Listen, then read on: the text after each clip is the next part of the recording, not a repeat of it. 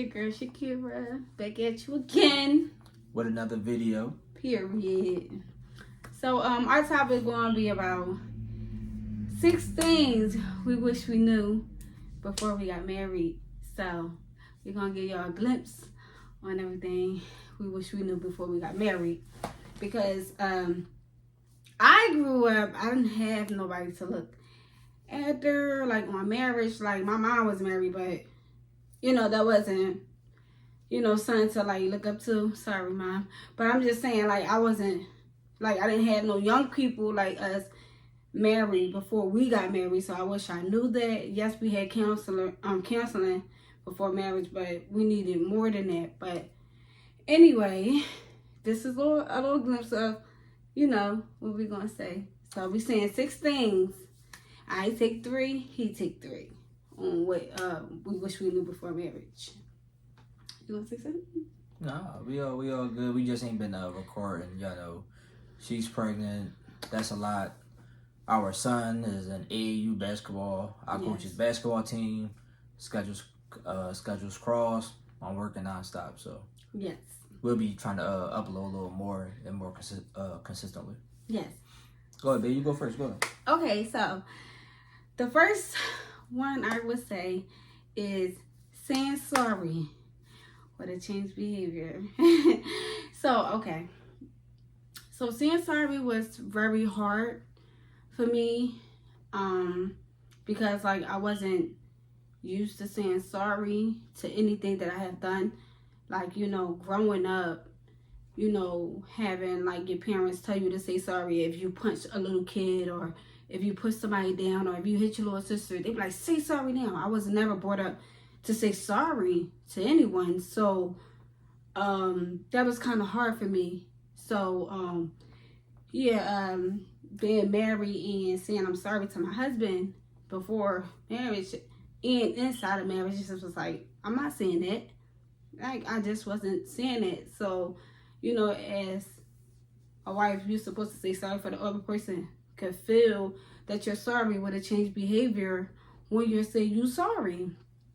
But we were getting our argument at the time, and I would go all day without saying sorry. Like, if I did something wrong, like, you know, he would be the first one to say, hey, I'm sorry, or something like that. But me, I always step around my ways and I say sorry because I felt like I wasn't wrong.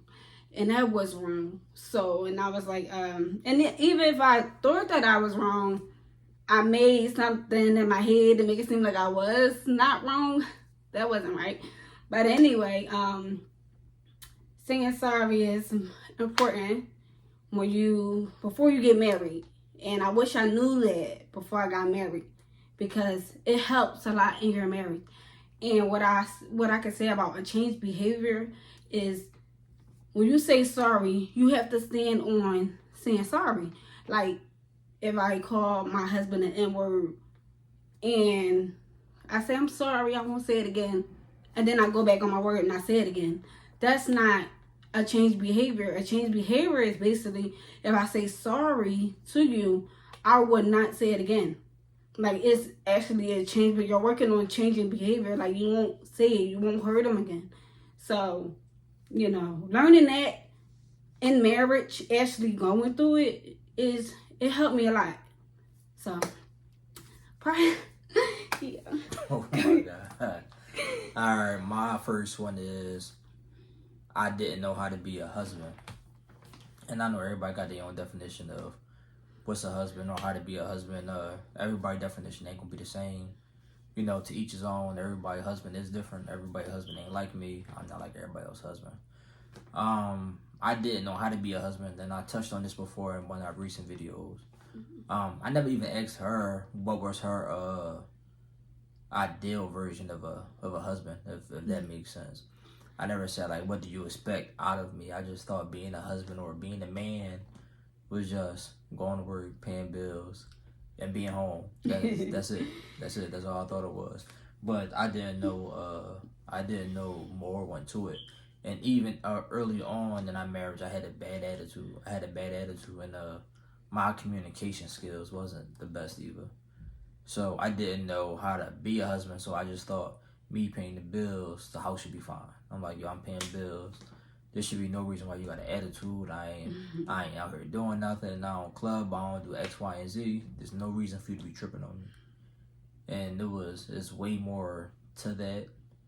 You know, it's about how you being a husband, how you treat your wife. I didn't even see. It's different, y'all, because we met when we was 16.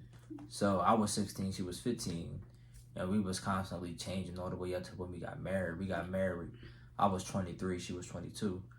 So even though we didn't even resolve the issues we had, truth be told, before we got married. So we went into our marriage with some of the same issues when we was in a relationship. So my version of being a husband, I just wanted to be home. I wasn't. I stopped dating her. Wasn't going out much. Wasn't taking like special trips. I was just taking care of the house. I just thought me taking care of the house, making sure the rent was paid. We had an apartment at the time, a 2-bedroom apartment. So I just thought, you know, doing that, taking care of the household, was my version of being a husband. Because, you know, growing up, that's what you hear. You're not a man if you don't pay bills. But truth be told, you're not. That paying bills ain't. It's part of being a husband, being a man, but that's not all in all. It's not all in all. But now I'm 30. We been together 14 years, so now I have my own version of what I want to be as a husband. And I didn't have no role models either. My dad got married, I think, when I was like 13, but you know, even then, I wasn't paying attention on what I wanted as a husband. Like, I wasn't looking at my dad like he was a husband. I was just looking at my dad like he's my dad. But he wasn't married. He's not married to my mom. So I didn't see that growing up either. So, you know, me and my wife was just making up everything on our own way. Her idea as a wife, my idea as a husband.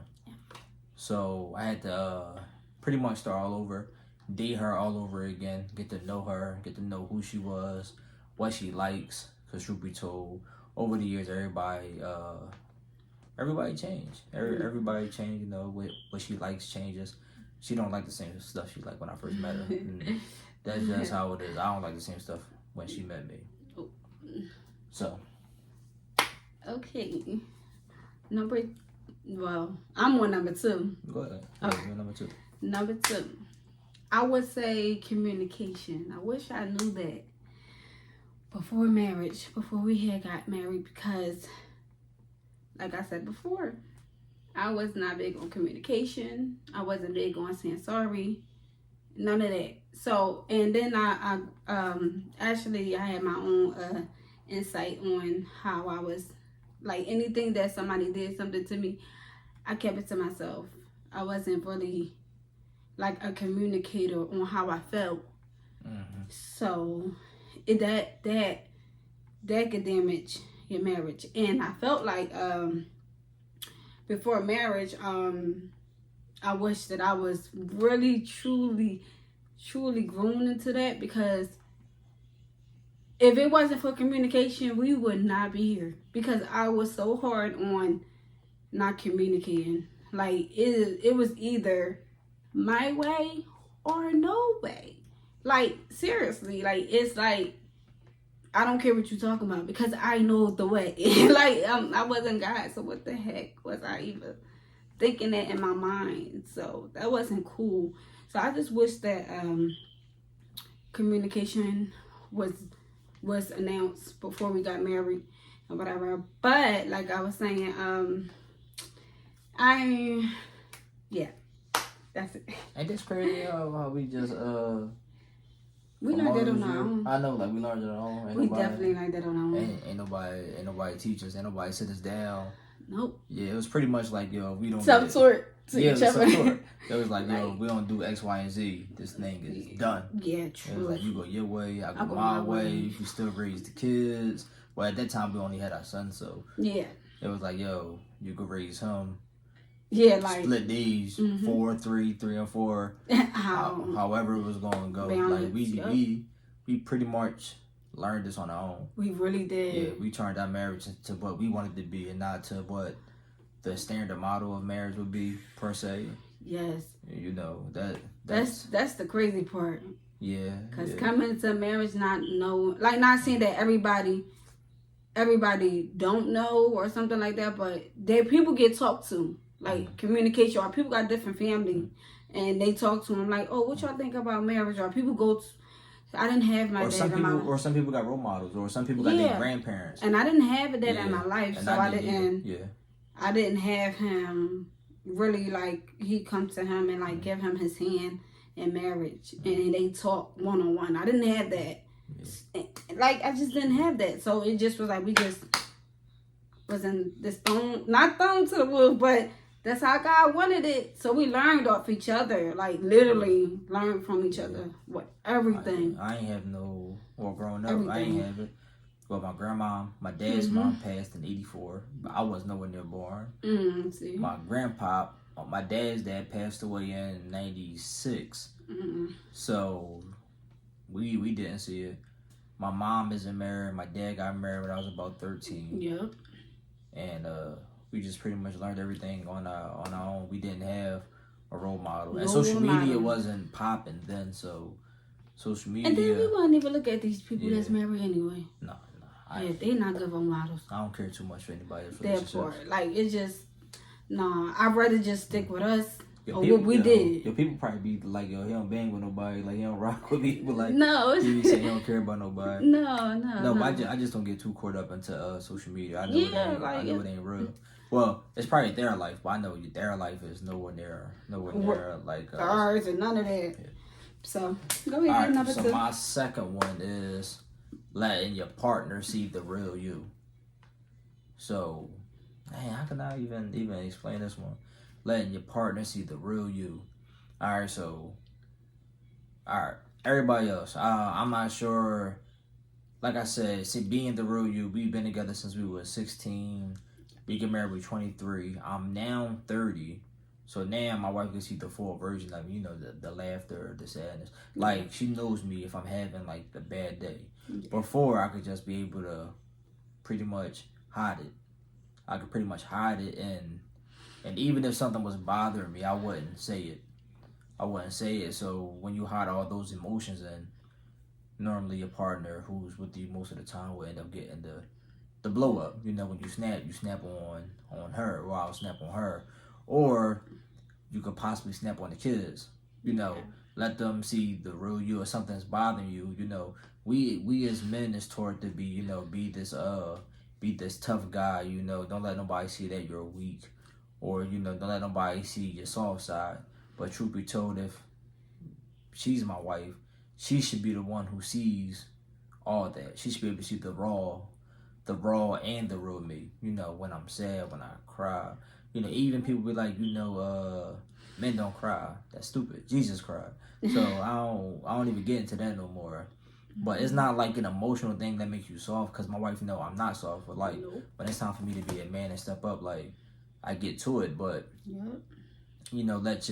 let her see the real you, because when she see the real you, then you can allow your children to see the real you as well.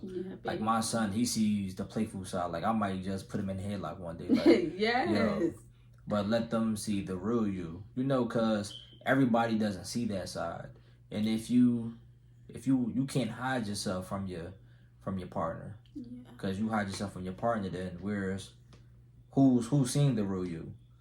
Who's seeing the real you? Even your deepest and darkest moments. Your partner is supposed to see that side.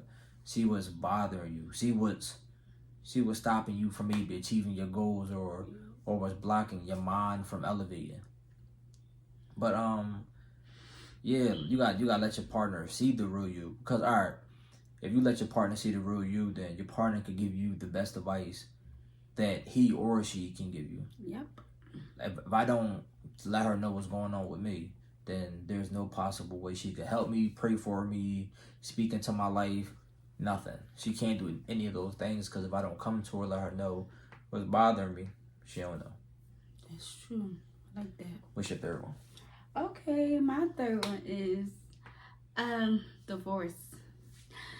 So, and nobody never wants to talk about divorce. Yes. So yeah, that's something big. Like, I wish I would have knew that before marriage. example, I was big on saying anything he made me mad about. I was big on saying, yeah, we getting a divorce. Yeah, divorce. It was like a song. Divorce. Like, it was like divorce. So it was like, yeah, I wish I knew that before marriage. Like, do not say that in your marriage. You're speaking things that you should never speak because you really don't want it to happen, to be honest. I really didn't want to get a divorce. Like, what? No. Not all the hard work we done put in. Why would I want that? But being being in the ways that I was, that's everything that I used to say. I'm getting divorced. I don't care. No, we getting divorced. Every text message was a divorce and he would just blow it off. Never said it. Never said the D word to me, but I said it to him a lot. And so when he finally got fed up, it was like, all right. He was like, all right. I'm like, oh, okay. Do I really want this? No, I don't.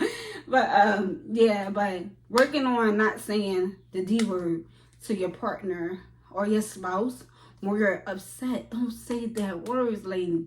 Cause I saw something on TikTok and the girl said she was saying that word. Do not say the D word. No matter how you feel, no matter what's going on, unless they're cheating, I guess. But other than that, if it's something small, something you could get past, because I know that we got past so many things, but don't say the D word. Please don't say the D word because you're speaking into your life and you really don't want that to happen. Like, I didn't. I don't know about nobody else, but I didn't deep down inside. So, yeah, I wish I learned that before marriage. You know, a lot of people be thinking the grass greener on the other side. Yes. Yeah. And what the old folks used to say, everything that glitters ain't gold. Yeah, old folks say that. Yes, and we learned. That's definitely. I think we both learned that. We both learned. Yeah, of course. You know, everything ain't better on the other side. You know, even I know if you for a fact. even if you got single friends, it don't matter. 9 times out of 10, the grass ain't never greener. You think somebody else gonna treat you better? Most likely. It'd be the same thing. Same thing. If not worse. If not worse. That part. Worse. Wait. For example, how can you take somebody serious if you're playing a role on? Oh, I think this person will treat me right because they cheating or they how can I say it? You like a mistress or the other guy, like another guy, like a girl, a side piece. Thank you. I'm so sorry. But anyway, like, how can you expect somebody to treat you right if you're not even treating the person that you would right? Same thing will happen to you. It's the same thing. Like, I never understood that. Like, you can't treat me better than what he can do for me. That's how I felt. Like, and there's no point of going out unless I'm actually signing the papers and we actually doing the big one. It's really not that serious. Facts. Period. All right, y'all. My third and last one is companionship. Ooh, that's a good one. All right, companionship is friendship. All right, so you still got to be your partner's friend. Best friend, if not best friend. You should be your partner's best friend because, like I said, you with that person 24/7. And when I say 24/7, you're not around that person 24/7. Yeah. But if y'all about to spend the rest of your life together forever, that's 24/7. Yeah. So when we got married, I stopped being my wife's friend and I was just her husband. So we wasn't best friends. I didn't know what was going on in her mind. She didn't know what was going on in mine. I didn't know what was bothering her. She didn't know what was bothering me. I didn't tell her my darkest secrets. She didn't tell me what was really bothering her deep down inside. So we was on 2 separate pages, 2 different frequencies, and nobody knew nothing about each other. And that's another recipe for disaster. Yeah. So, like my wife said, you know, always bringing up the D word. Always bringing up the D word. I ain't gonna say I shut down. You know, when somebody just keep talking. And just saying that to you, you know, you tend to shut down because you feel like you want it. They don't. Well, when we started getting back into it, and you know, when we made a decision that we really wanted this marriage together, because we had to talk. It was either you want me or you don't, or we're gonna do this or we're not. Yep. So when that happened, I had to become my wife's friend all over again. Mm-hmm. She had to become my friend all over again, because we weren't best friends. We were just really existing. Yeah, we were just living in the same house, but we was pretty much roommates, but living in it. We was pretty much married, but being roommates. Yeah, pretty much. That's being real, because we wasn't on that level. And in order to have a successful marriage, you guys have to be each other's best friend. Yeah, that's true. You have to be. There's no way. I really don't think there's no way around it. Everything homies. Yeah, homies. Yeah, like bros. Yeah, sisters. Like, and that's one of respect level, like, cause I ain't gonna call her my sis. but y'all have to be tighter than tight. Like, y'all can't let no one come between. I don't care if it's the mom, the grandma. It is a mom thing, but it also has to be a love thing. I think it has to be a love thing. Because I have to love you more than anybody on this earth besides God. Yeah, that's true. Like, you have to love your partner more than your parents. Like, because you now belong to that person. When I say belong, this is not like a slave title. Like, people got to get that out of their mind too. This is not a slave thing. When I say I belong to you, I'm talking spiritually. Yeah. Spiritually, we all know the mom and dad. We all know what they mean. But once you're grown, y'all have to leave them. Y'all can't be under your parents' wings forever. Listening to people. Yeah, or listening to people. Like, especially social media, outside influence. I don't know how people listen to these single friends. Girl, I would do this and that. You're not even married. You don't know what to do. Dudes, too. Don't put yourself in situations. But that's another story. But always be your partner. Always be your husband or your wife's friend. Be their best friend. Never stop dating one another. Yeah. Learn your partner's love language. Learn what makes them happy. Yeah. Learn what makes them tick. Learn what makes them happy. Now, when I say learn what makes them tick, I'm not saying do stuff to get under their skin. Yeah. No, just learn what makes them uneasy. Is a better word. You better leave me alone. I'm talking like what makes them uneasy. Therefore, you know what not to do. Mm-hmm. Like it's the small things. Like, even if it's a little card, you know, like just learn what gets them going. Yeah. Like, what gets them going, and that's important. I think that's the biggest thing. You know, when people are married so long, they stop becoming friends. Yeah, that's true. You know, people forget what a friend is. What a friend is. And, you know, when you're a friend, you have loyalty to one another. Yeah. You know, you have loyalty. You got ties. Yeah, you be loyal to your friend more than your spouse. Yeah, more than your spouse. Like, what? And people forget that before kids come into a marriage, there was a thing between them two before the kids came in. So you guys have to keep that right there. Before the kids came, you guys have to keep that alive at all times. You know, I know kids could be a big thing, and, you know, everybody got their own life, and, you know, life just happens. The hours go by, 24 hours in a day. Mm-hmm. You may work 8, 12, 16 hours a day.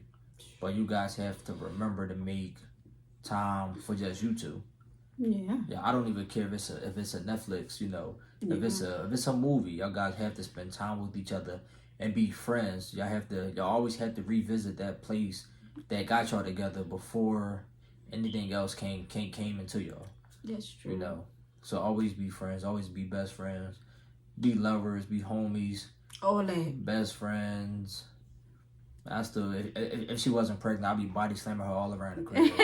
Like, you know, like be. I don't know how to play. Yeah, but be playful, enjoy life, enjoy one another. Everything. Marriage ain't gotta be so serious. Be uptight.